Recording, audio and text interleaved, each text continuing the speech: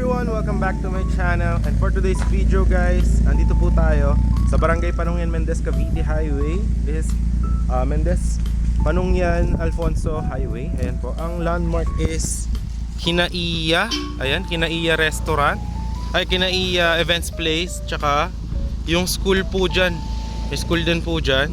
So, ang available natin ngayon dito is 5 slots na 150 square meter house and lot package. So dalawa is wala na. So tatlo na lang po yung available natin na slot. So ang package po natin is naka-promo po tayo 3 million. Tapos all in po siya, 150 square meter po yung lot. And then the house is 75 square meter. So dito guys, ito yung highway. Ayan. So yan, dyan tayo nag-park ng car. Ayan. Pag dinerecho nyo to, papunta yan ng Mendez Bayan, mga 2 minutes, sa bayan na kayo. Going to Tagaytay is 5 minutes. So dito guys, ito yung highway, no? Ayan yung school. So dito, gagawa tayo dito ng 5 meters na right of way. Ayan. So gagawa tayo dito ng cemented road na 5 meters with drainages. Ito siya mismo. Ayan. Tapos yung available natin ng mga slot na gagawa natin ng bahay is nandyan lang. Ayan lang mismo. So yan, dito kung wala kang service, sakay ka lang ng bus from Manila, from PITX, sakay ka, tapos punta ka ng Mendez, sakay ka ng tricycle, sabihin mo Kinaiya. So dito na yun, para hindi ka mahirapan kung magko-commute ka. Ayan. So ating mga house, siguro napapanood yun sa video ko dati, may mga different tayo na house, no? So ang gagawin nating house sa 3 million package is 75 square meter, no? Yun po yung floor area. So dito siya guys. Ito, ayan. So yan yung highway. Gagawa tayo ng 5 meters na kalsada. Kapasok dito. Ito yung property. Ayan. So meron yan ditong boundary. Ayan, yung mga puno na to. Ayan. Andyan yung, simula dyan yung 5 meters hanggang dito. Tapos yung mga lupa naman dito, yan yung available na gagawa natin ng house. Ayan. So napakalapit lang sa highway. Ayan. So, ayan, pakita ko sa inyo yung loob.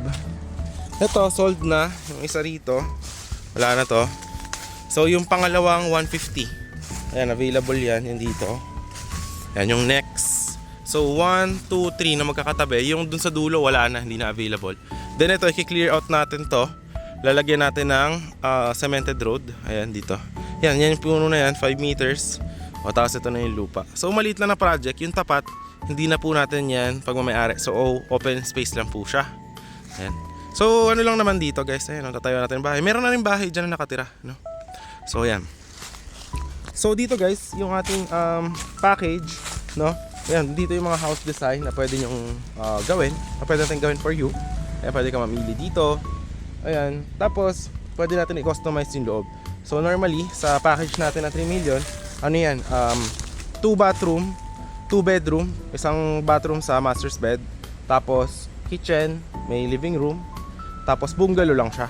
Pwede rin naman with loft, pero mas advisable kung sa inyo bungalow, pero depende pa rin sa inyo.